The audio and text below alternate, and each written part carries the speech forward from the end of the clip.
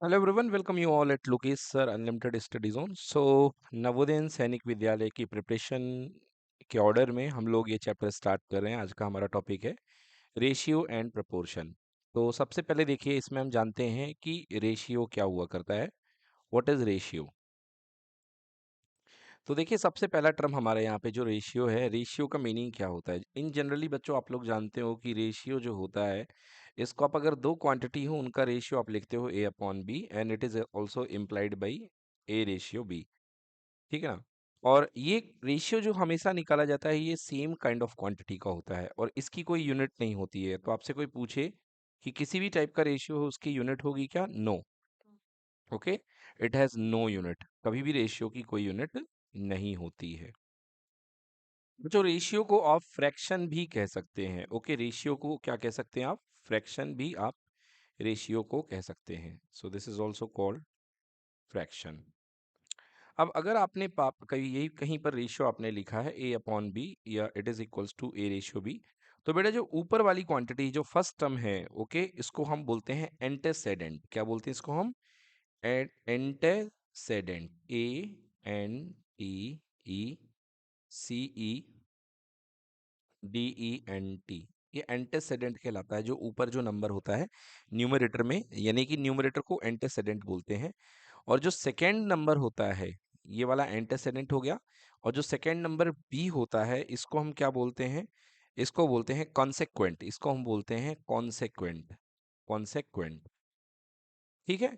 तो अब आप कहोगे सर, ये तो हमने पढ़ा था पहले कि ये न्यूमरेटर और डिनोमिनेटर होता है। देखो, जब जब आप फ्रैक्शन की बात करो, है ना, जब आप फ्रैक्शन की बात करो, तो fraction is written in the form of A upon B. A upon B. उस समय ये जो ऊपर वाला पार्ट है, that is called numerator, and नीचे वाला जो पार्ट है, डिन्यूमरेटर। बट यदि आप इसी को रेशियो में लिखोगे, तो उस समय ये जो वाला पार्ट है, पहला जो आ रहा है, दैट इज कॉल्ड एंटेसेडेंट। और जो सेकेंड वाला पार्ट है बच्चों, क्या कहलाएगा? कंसेक्वेंट। क्या बोलेंगे इसको? कंसेक्वेंट। ठीक है बच्चों, तो इसे क्या बोला जाएगा? कंसेक्वेंट। ठीक है ना? चलिए, अब देखिए, रेशियो के बहुत सारे टाइप्स होते हैं, प्रॉपर्टीज होती है रेशियो की। तो अब हम रेशियो की प्रॉपर्टीज पढ़ते हैं। ठीक है ना? तो रेशियो की पहली प्रॉपर्टी मैं आपको बताता हूँ बच्चों। अगर आपके पास कोई रेशियो लिखा है ए अपॉन बी, अगर आप किसी नंबर का इसमें, इसके न्यूमरेटर में और डिनोमिनेटर में, यानी कि एंटेसेडेंट में और कॉन्सेक्वेंट में, अगर आप मल्टीप्लाई कर देते हो हर टर्म को, okay, with the same number, जैसे आपने ए में के का मल्टीप्लाई कर दिया, तो ए के अपॉन बी के। ओके, तो यहां पर जो है फ्रैक्शन तो बदल जाएगा मगर रेशियो नहीं बदलेगा। Okay, so the value of a ratio remain unchange. तो इसमें ये जो रेशियो की वैल्यू रहेगी, अनचेंज रहेगी। मतलब आप क्या लिख सकते हो? A upon B having the same ratio as A K upon B के। क्लियर हो गया? आपने इक्विवेलेंट फ्रैक्शन भी पढ़ा था ना? तो मतलब यदि किसी नंबर के का मल्टीप्लाई करने पर क्या बन जाएगा? वो इक्विवेलेंट फ्रैक्शन बन जाएगा, तो कोई चेंजेस नहीं आएंगे। सिमिलरली, अगर आपके पास में कोई रेशियो है ए बाई बी, और अगर आप यहाँ पे के का डिवाइड कर रहे हैं ए बाई के और also divided by B by K, okay, तो आप क्या लिख सकते हो? A ratio B is equal to A upon K ratio B upon K. So value में चेंज नहीं आएगा, राइट? चलिए, आइए एक एग्जाम्पल देखते हैं, बहुत प्यारा सा। उस एग्जाम्पल को देख करके आपको कुछ क्लियर हो जाएगा। एग्जाम्पल आपके पास में देखिए क्या है। एक एग्जाम्पल आपके पास में दिया है कि a upon B equals to है आपके पास में 2/5। ओके, a upon B equals to 2/5। वैसे एग्जाम में आपको a अपॉन बी करके नहीं देगा क्वेश्चन। a अपॉन बी तो एक हमने आगे की लाइन बता दी। आपके पास क्वेश्चन रहेगा एग्जाम में, if a ratio b is equals to 2/5, then आपसे वैल्यू फाइंड करने को बोली जाएगी। Then find the value, how much? 3a + 4b divided by 4a + 5b। 4a + 5b, ये वैल्यू आपको जैसे फाइंड करने को बोली गई फॉर एग्जांपल। तो बच्चों, ऐसे क्वेश्चन को करने के लिए आप क्या कर सकते हो? तो ऐसे क्वेश्चन को करने के लिए आपके पास में कई सारे मेथड्स होते हैं। आइए वन बाय वन हम देखते हैं। हम पहले देखते हैं इसका सोल्यूशन एक ट्रिक से। तो एक ट्रिक तो इसकी सोल्यूशन की ये है कि आपको a अपॉन बी दिया गया है 2/5, 2/5, राइट? तो रेश जैसे a है 2/5 के इक्वल है, आप अपने मन से यहाँ पे भी k का मल्टीप्लाई कर सकते हो और यहाँ पे भी k का मल्टीप्लाई कर सकते हो। तो मतलब एग्जैक्टली a क्या रहा होगा? सिंपलेस्ट रेशियो 2:5 है, मगर ए कुछ रहा होगा that is in the form of 2k। तो ए क्या रहा होगा 2k और बी क्या रहा होगा 5k। तो आप यहाँ पे ए को ले सकते हो 2k and B equals to 5k। अब ये वैल्यू जो है आपके क्वेश्चन में पुट कर दो। तो आपका जो क्वेश्चन है 3 टाइम्स ऑफ ए है, A means 2k plus 4 times of B that is equal to कितना 5k divided by 4 times of A means 2k and 5 times of B, B means how much 5k। Now solve this तो 3 2 जा 6k plus 4 5 जा 20k divided by 4 2s are 8k plus 5 5s are 25k. So in the numerator side it will be here 26k and here 25 plus 8. How much? 33k. K से k cancel out. It is 26 upon 33. But now this is not the simplest form. ये अभी इसको simplest form में बदलो तब ratio लिखा जा सकता है। 2 इसको आप कैंसिल कर सकते हैं क्या? नहीं कैंसिल कर सकते हैं क्योंकि HCF दोनों का एक है, कोई कॉमन फैक्टर नहीं है। सो अब ये यही आपका आंसर है। अगर कैंसिल हो पाता सो आंसर कुछ बदल जाता। So answer is 26/33। क्लियर? तो आपसे क्वेश्चन में इसका रेशियो पूछा गया था। सो रेशियो किसका रहेगा 26:33। डन बच्चों, नोट कर लें। तो ये इस तरीके से आप इसको निकाल सकते हैं। क्लियर? अब हम बात करते हैं नेक्स्ट, हम बात करते हैं पोर्शन की। Okay, proportion. प्रोपोर्शन प्रोपोर्शन का मतलब होता है बच्चों भाग, या ये कह लीजिए हिस्सेदारी। ओके, प्रोपोर्शन का मतलब होता है भाग या हिस्सेदारी। तो यदि ये कहा जाए आपके पास में if two ratios are equal then we can say that both ratio are in proportion. इस लाइन को लिखना जरूरी है। If two ratio are equal then we can say both ratio are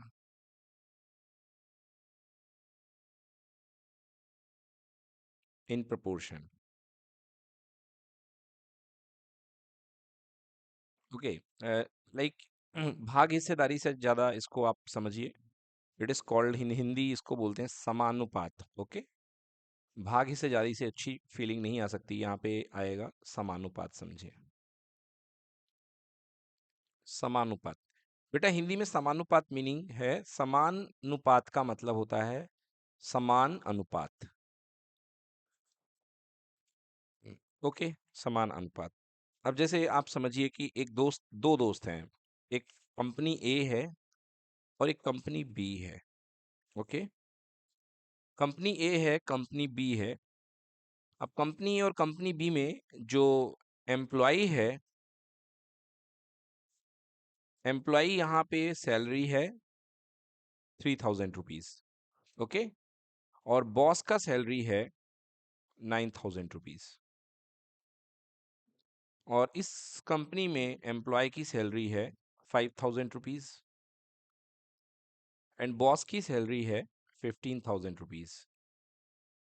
चलिए, तो मैं देखिए कंपनी ए में employee salary company A, boss salary company A and employee salary of company B and boss salary of company B यदि मैं calculate करता हूँ तो employee salary 3000 divided by 9000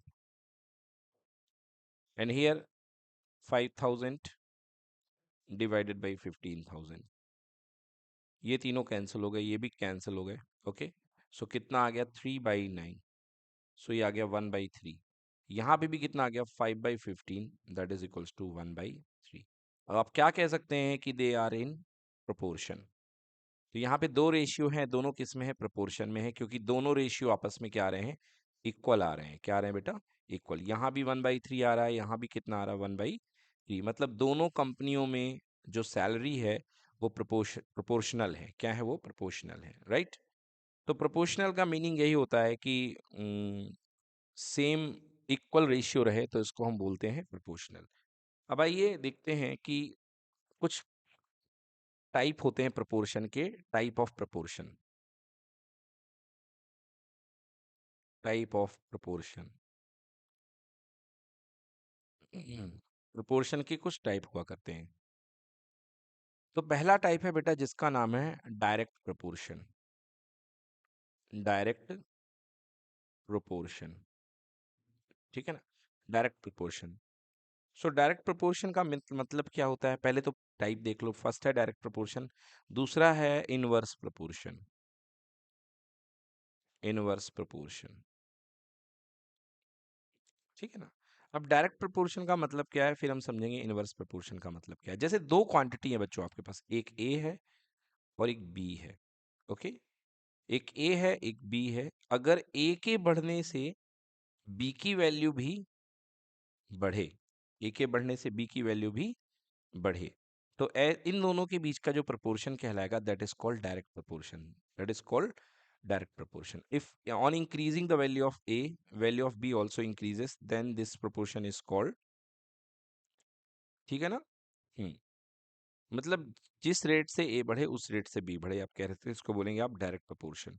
in other words, if two quantities A and be very with each other, दोनों एक दूसरे के साथ सच दैट दोनों का रेशियो कांस्टेंट रहे। ये चीज आपको अभी समझ में नहीं आएगी, भी जब मैं बताता हूँ तब आपको क्लियर होगी। देखिए, अगर ए बढ़ने से बी बढ़े तो इसको बोलते हैं कि they these quantity are in direct proportion. How? A is proportional to B, A is proportional to B. बेटा जब भी कांस्टेंट हटता है तो प्रोपोर्शनल हटता है तो एक कांस्टेंट आता है, okay. So A equals to K B, A equals to K B. जैसे एग्जाम, इसको देखिए, अ, आपके पास जैसे कुछ मैं लिख रहा हूँ, आपके पास ये दिख रहा हूँ आपको मैंने, time study time, study time है, स्टडी टाइम है, और ये आपके मार्क्स हैं, स्टडी टाइम है और ये आपके क्या है, मार्क्स हैं। जब आप स्टडी टाइम आपका 1 आवर पर डे था, ओके, तो आपके मार्क्स आ रहे थे 20%। कितने परसेंट आ रहे थे? 20%। आपने स्टडी टाइम 2 आवर कर दिया तो आपके मार्क्स बढ़ के 40% हो गए। कितने हो गए हैं? 40%, राइट। आपने स्टडी टाइम 3 आवर्स कर दिया है तो आपके मार्क्स बढ़ के कितने हो गए हैं? 60%, राइट। अब आप यदि देखेंगे कि यहाँ पर अगर आप टाइम बढ़ा रहे हैं तो साथ ही साथ मार्क्स भी क्या हो रहे हैं? बढ़ रहे हैं। यस कि नो? यहाँ पे टाइम जो है मार्क्स के क्या है? प्रोपोर्शनल है। मार्क्स से क्या है? डायरेक्टली प्रोपोर्शन है, डायरेक्टली प्रोपोर्शनल है। क्लियर? तो या ये कह सकते हैं कि marks is directly proportional to time, marks is directly proportional to time. Clear? तो मार्क्स इज इक्वल्स टू के टाइम्स ऑफ टाइम। के क्या होगा? कांस्टेंट होगा। के क्या होगा? Constant of proportion, constant of proportion, ये कांस्टेंट ऑफ प्रोपोर्शन होता है। क्लियर? कांस्टेंट ऑफ प्रोपोर्शन होता है। तो देखिए यहाँ पे यदि आप देखें तो कांस्टेंट ऑफ प्रोपोर्शन की वैल्यू 20 है। कितनी कांस्टेंट प्रोपोर्शन की वैल्यू? 20। तो मार्क्स इक्वल्स टू के की वैल्यू यहाँ पे 20 चल रही है, ओके, एंड टी, ये कांस्टेंट ऑफ प्रोपोर्शन, यहाँ पे ये फॉर्मूला डेवलप हो जाएगा। Marks equals to 20 times of T. देखिए मैं यहाँ पे आपको टी की वैल्यू रखते हैं। सबसे पहले एग्जाम्पल में T equals to 1 hour put करिए। जब 1 आवर के लिए तो marks equals to 20 multiplied by T. बोलिए आंसर कितना आ गया? मार्क्स 20, और मार्क्स अपने पास परसेंट में चल रहे हैं तो फर्स्ट आंसर इज 20%। अब देखिए टी इक्वल्स टू 2 आवर के लिए पुट करिए तो marks equals to 20 multiplied by 2, बेटा हाउ मच? 40% हो गए, okay. Then T equals to 3 के लिए देखिए, टी इक्वल्स टू 3 के लिए marks equals to 20 multiply by 3, that is equals to how much? 60%। Clear हो रहा है कि नहीं आ रहा है? तो ये बेटा आपके पास ये कांस्टेंट ऑफ प्रोपोर्शन अगर आपके पास हो तो आप एग्जैक्टली मार्क्स भी बता सकते हैं। तो मैं फिर अपनी बात पे वापस आता हूँ कि अगर दो क्वांटिटी डायरेक्टली प्रोपोर्शन में है तो अगर ए है तो ए इंक्रीज करेगा तो बी भी क्या करेगा? इंक्रीज करेगा, राइट। और इसमें जो रूल होता है बेटा, रेशियो का रूल, ओके, इसमें रेशियो का रूल बनता है, बोलिए A1/A2 इक्वल्स टू B1/B2। ये बहुत इंपॉर्टेंट है यहाँ पे। अगर कभी भी आपके पास दो क्वांटिटी डायरेक्टली प्रोपोर्शन में है तो A1/A2 equal to B1/B2 B2। अब देखिए इसके जो क्वेश्चंस आते हैं बच्चों, वो आपको सिचुएशन देख करके समझना पड़ेगा, सिचुएशन देख करके समझना पड़ेगा, राइट। जैसे एग्जाम्पल के लिए कहीं पर कोई काम लगा हुआ है, ओके, कहीं पर कोई काम चल रहा है, ओके। सो जो वर्क होगा बच्चों, जैसे कोई कंस्ट्रक्शन वर्क हो रहा है, ओके, अगर वर्क ज्यादा होगा तो उस काम के लिए नंबर ऑफ डेज भी क्या होंगे, ज्यादा होंगे, ये सुनो। मतलब work is proportional to days, जितना काम ज्यादा होगा उतने दिन लगेंगे कि नहीं लगेंगे। जैसे आपको 2 चैप्टर से तैयार करना है तो कम डेज लगेंगे, बट आपको 10 चैप्टर तैयार करने हैं तो ज्यादा डेज लगेंगे। तो आपको अंडरस्टैंड खुद करना पड़ेगा इस बात को कि work is proportional to days. तो क्या रूल बन जाएगा, W1/W2 equals to D1/D2, right. W1/W2 equal to D1/D2। So ये फर्स्ट रूल आ गया डायरेक्ट प्रोपोर्शन का। तो एक बार फिर से मैं डायरेक्ट प्रोपोर्शन को इजीली समझा देता हूँ। If A is proportional to B बच्चों, then A is equals to, proportional हटेगा एक कांस्टेंट आता है K, constant of proportionality, okay, A equals to K B, A equals to K B. अब इसको देख करके दो सिचुएशन क्रिएट कर लो। पहले ए वन, तो ए वन इक्वल्स टू के times of B one, and second A two equals to के टाइम्स ऑफ बी टू। बेटा ए वन ए टू बदलते रहेंगे मगर के की वैल्यू नहीं बदलेगी। आपने देख लिया अभी के की वैल्यू यहाँ पे कांस्टेंट थी 20 20 20। बस टाइम बढ़ता गया और टाइम के साथ साथ अपना मार्क्स भी बढ़ते गए ना। हाँ, तो A equals to K by one A B one, A two equals to K B two. Now divide A and B, so A one upon A two equals to K B one divided by K B two. K से K cancel हो जाएगा, answer A one upon A two equals to B one upon B two. Clear, A one upon A two equals to B one upon B two. So this is direct proportion, यहां से आपका पूरा हो जाएगा। अब second हम बात करते हैं इनवर्स प्रोपोर्शन की। इनवर्स प्रोपोर्शन, देखिए इनवर्स प्रोपोर्शन का मतलब क्या होता है। इनवर्स प्रोपोर्शन का मतलब एक, ये इनवर्स प्रोपोर्शन कह लो बेटा, इसी को इनवर्स वेरिएशन बोलते हैं, इसी को इनवर्स वेरिएशन बोलते हैं। मतलब किसी चीज का इनवर्सली बदलना, किसी चीज का इनवर्सली बदलना।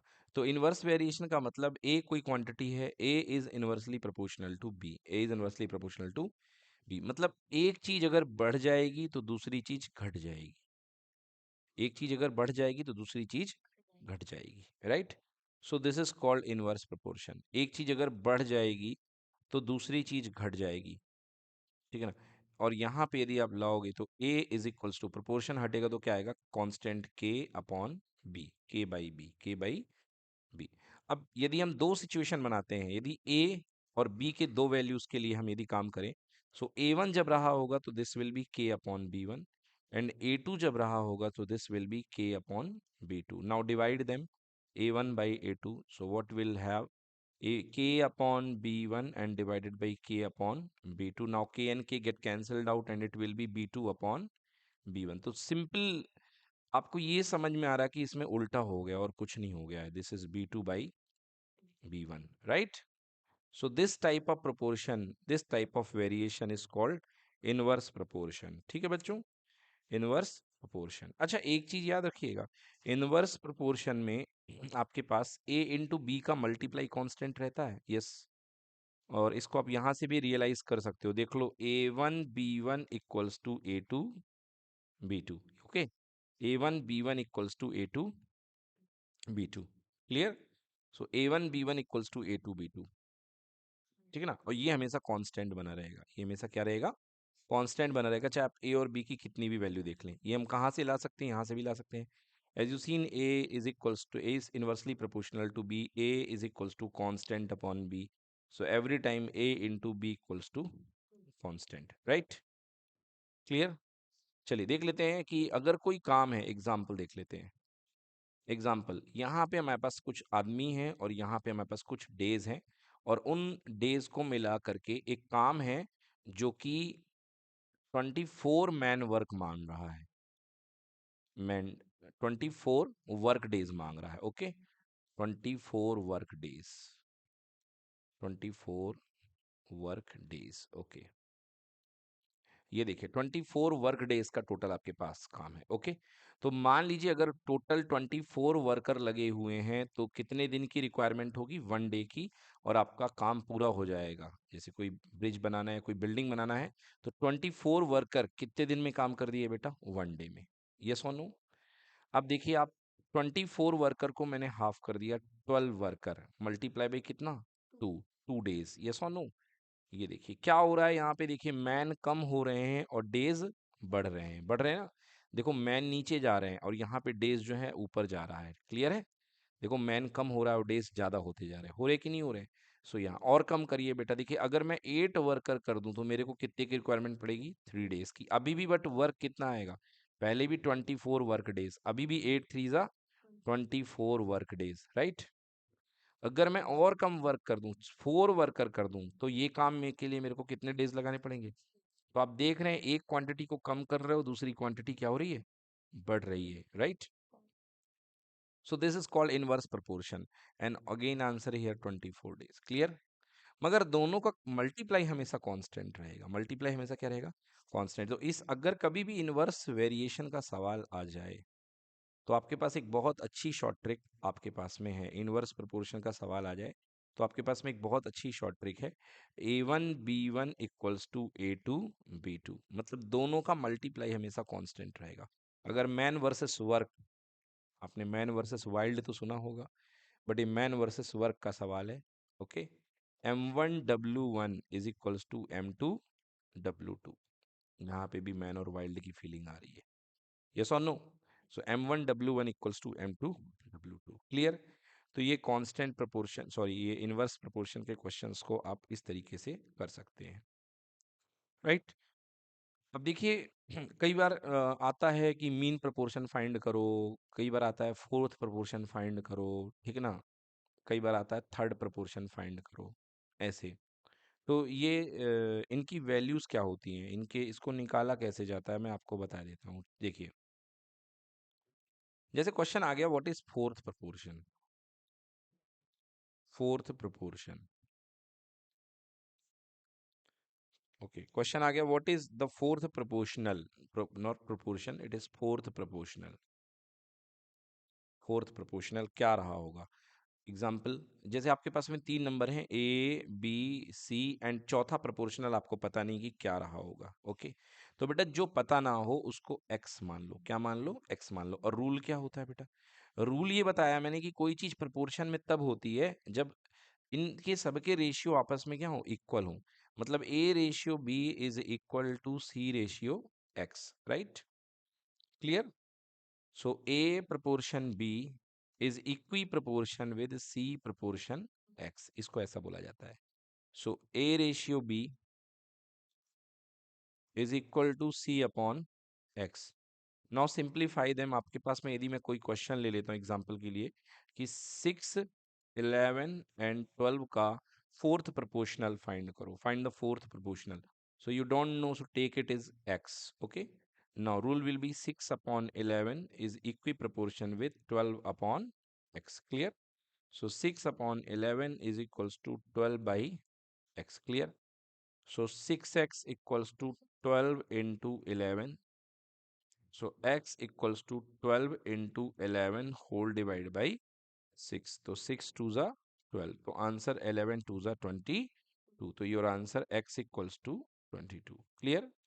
सो this is the answer, x equals to 22 is correct answer.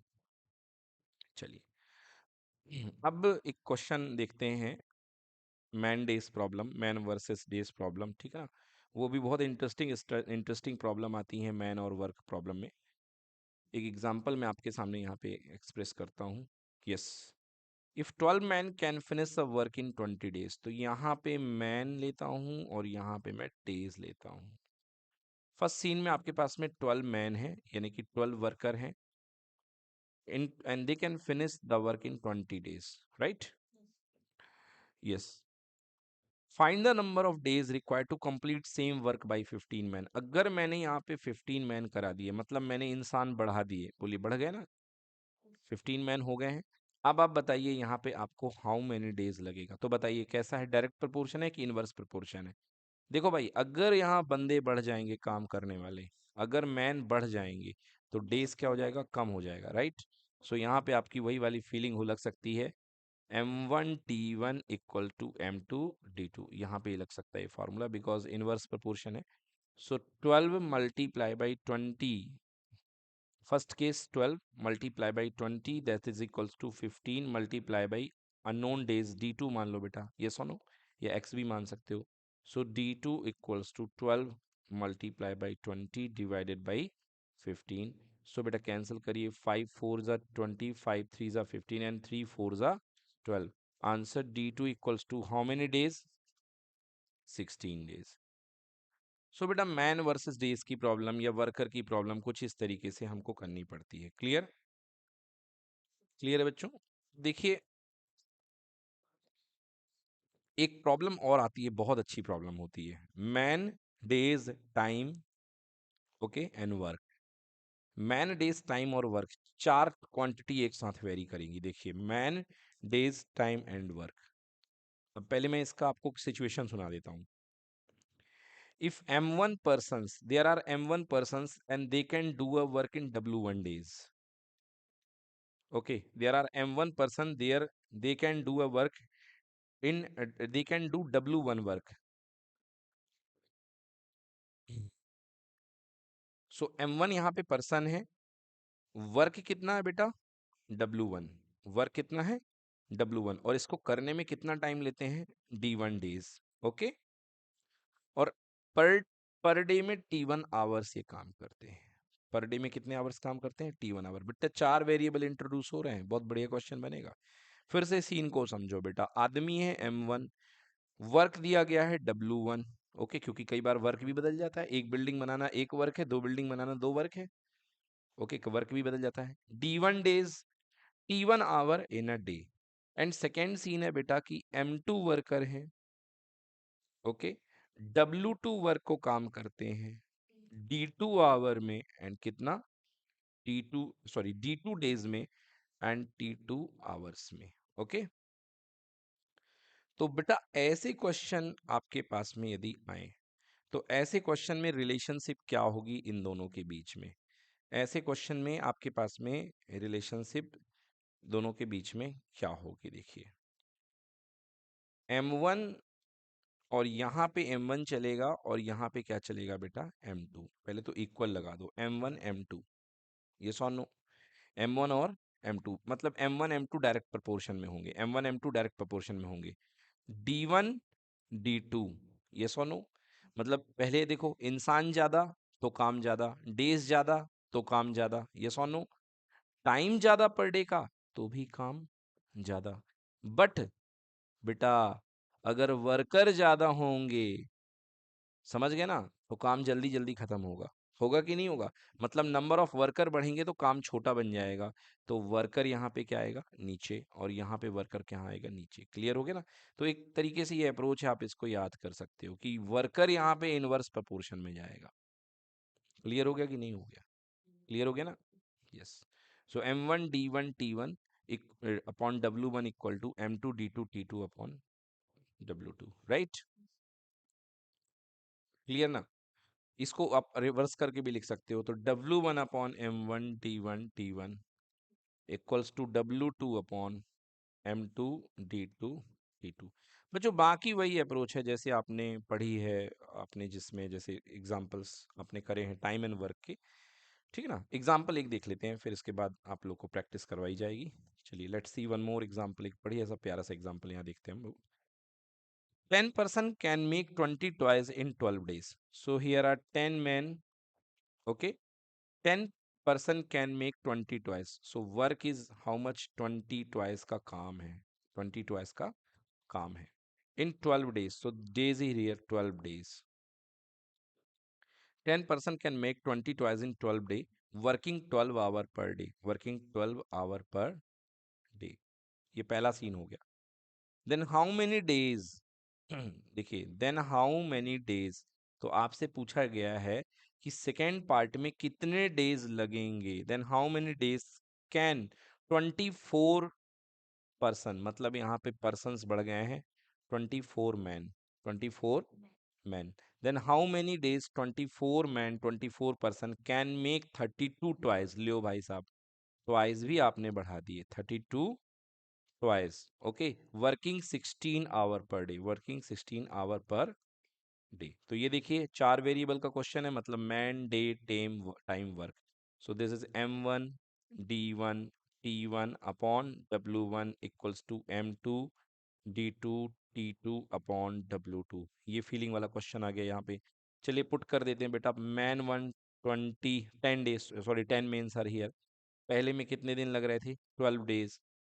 Time कितना था बेटा यहाँ पे अपने पास में? टाइम यहाँ पे था आपके पास में 12 आवर पर डे, यस और नो। एंड वर्क कितना था? 20 ट्वाइस का। कितना वर्क था? 20 ट्वाइस का, वर्क वन। नाउ M2 आपके पास में ही है 24 mans. Okay, and day two कितना? डे टू तो चाहिए हमें, कितना डेज लगेगा? एंड टाइम टू 16 है, एंड हियर वर्क कितना है? 32, राइट। अब इसको सॉल्व कर दीजिए बेटा। तो D2 बस को सेपरेट रखिए, बाकी सबको उधर ले जाइए। सो 10 इंटू 12 इंटू 12 अपॉन 20, 32 ऊपर चला जाएगा, एंड 24 और 16 कहाँ जाएंगे? नीचे। चलिए काटा कुटी करते हैं। 2 बार, 2 से कितने बार? 6 बार। 16 से कितने बार? 2 बार। ओके ओके, 6 से 4 बार। ओके, 6 से 4 बार, और 4 से 3 बार, एंड 3 2 जा 6। So how many days are there? 6 days. मतलब सेकेंड पार्ट में यहाँ पे 6 दिन में काम पूरा हो जाएगा, राइट। सो बेटा ये मेन इसका बेसिक है। ओके, मेन यहाँ पे बेसिक है। अच्छा, कई बार एक चीज आ जाती है, third proportional. Okay, third proportional ABC। तो एक टॉपिक आता है फोर्थ प्रोपोर्शनल, तो मैंने बता दिया आपको। कई बार थर्ड प्रोपोर्शनल आ जाता है। बच्चे फोर्थ प्रोपोर्शन में और थर्ड प्रोपोर्शन में बहुत कंफ्यूज होते हैं। What is third proportional? Third proportional देखिए कि थर्ड प्रोपोर्शनल फाइंड करो, तो जैसे दो प्रोपोर्शनल आपके पास दिए रहेंगे, ratio B, A ratio B, और आपको थर्ड प्रोपोर्शनल फाइंड करना है। तो आपने मान लिया let third proportional is X, third proportional is X, ठीक है ना। तो आपको यहाँ पे थर्ड प्रोपोर्शनल मानने के साथ साथ करना क्या है? If X is the third proportional to AB, then अगर X थर्ड प्रोपोर्शनल है तो क्या रूल लगेगा बेटा? A ratio B। अच्छे से याद रखना इस चीज को, कंफ्यूज होंगे बच्चे। A ratio B equi proportion B ratio X। मतलब बेटा B को इधर भी खींचोगे और आप इधर भी दोगे, B को दोनों जगह। A ratio B equal to B ratio X, तो A upon B equal to B upon X। अब आप सॉल्व कर लोगे, राइट। अच्छा, फोर्थ प्रोपोर्शन में क्या था? फोर्थ प्रोपोर्शन बहुत सिंपल था। फोर्थ प्रोपोर्शनल बहुत सिंपल था।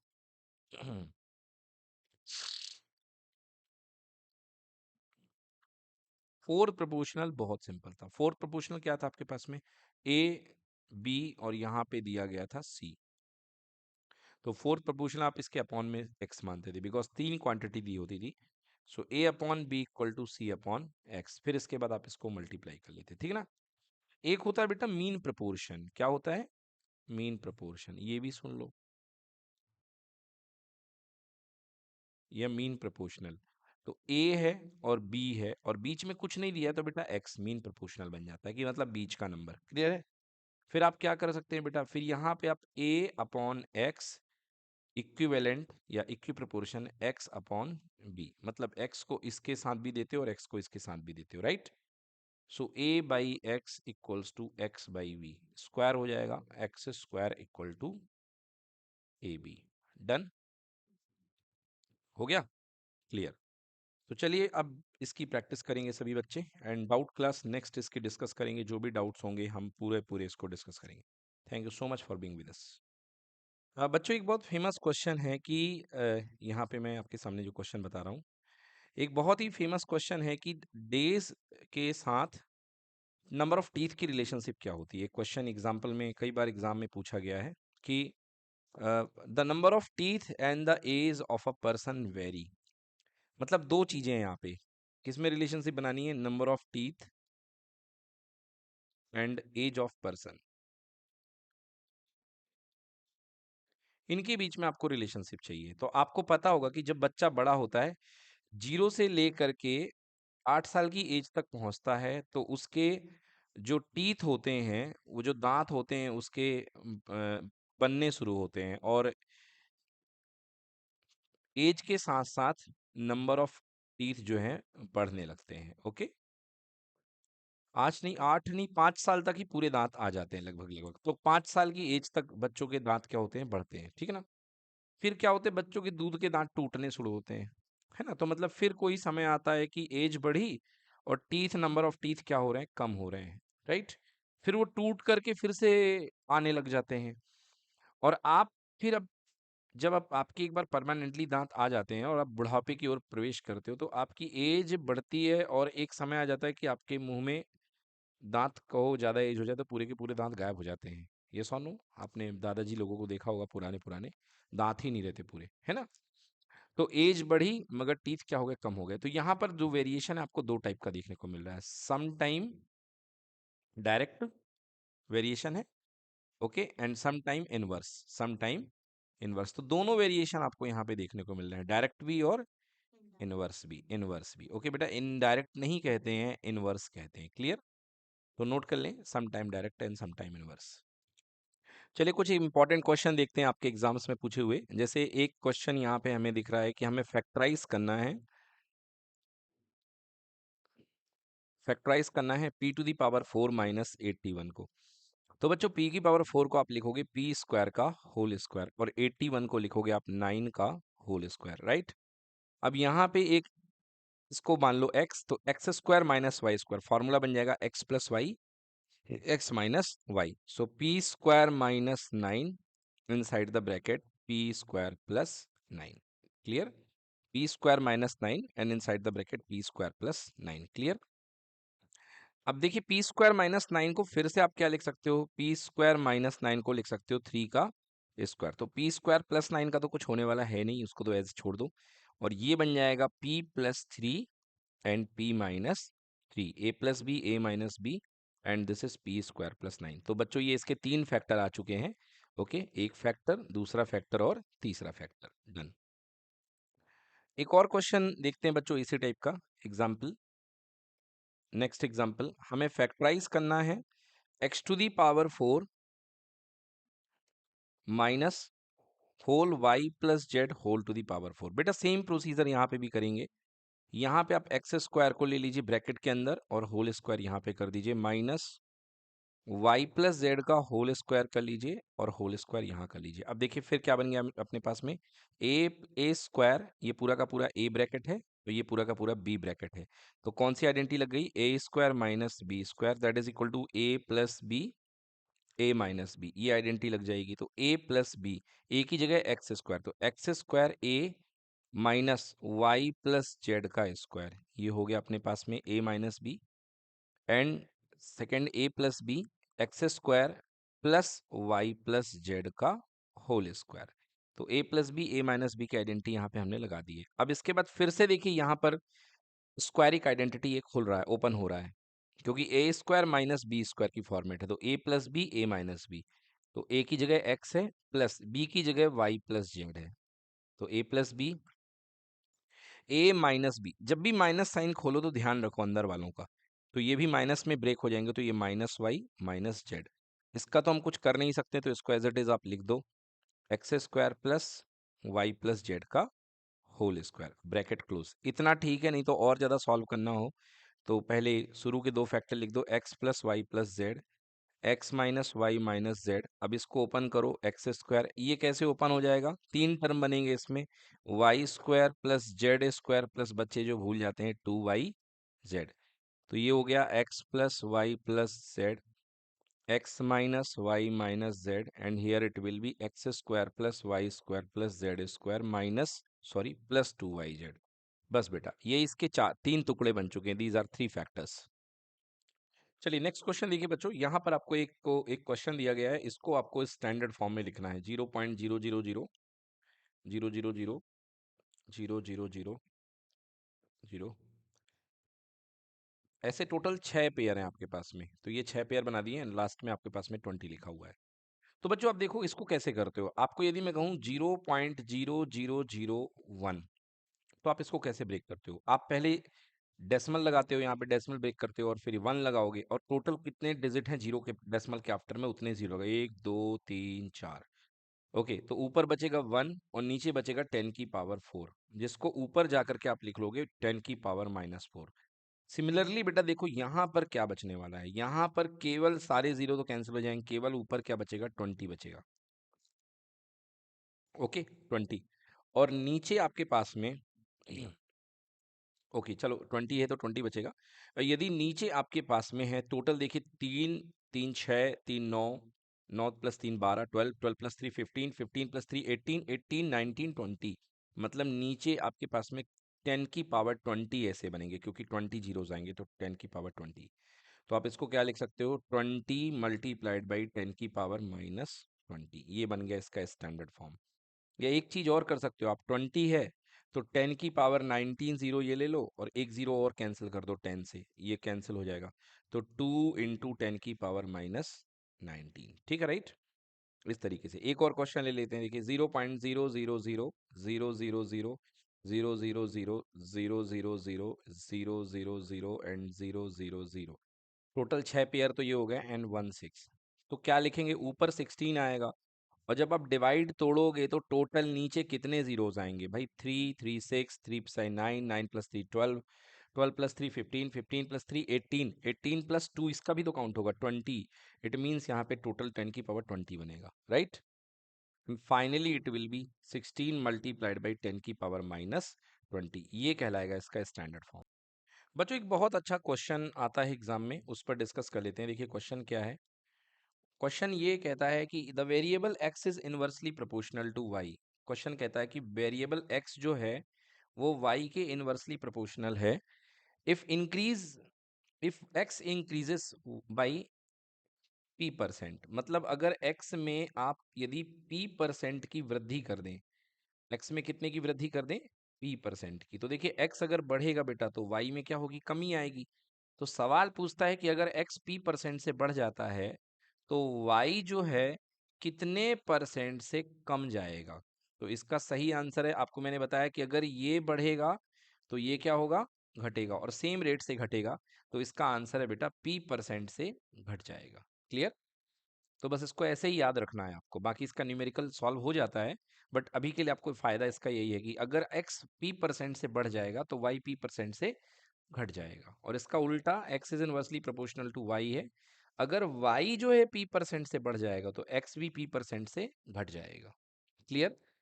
और यदि डायरेक्टली प्रोपोर्शनल की बात की जाए तो अगर x प्रोपोर्शनल टू y हो तो अगर x p% से बढ़ेगा तो y भी p% से बढ़ जाएगा। फॉर एग्जाम्पल अगर x में 10% चेंज हो गया तो y में भी क्या हो जाएगा, 10% चेंज हो जाएगा, राइट।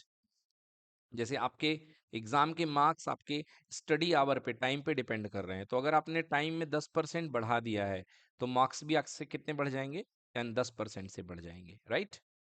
और अगर आपने टाइम को 10% से डिक्रीज कर दिया है तो मार्क्स भी आपके 10% से क्या हो जाएंगे, डिक्रीज हो जाएंगे, राइट। तो ये एक फायदा है आपका पर रेशियो एंड प्रोपोर्शन का।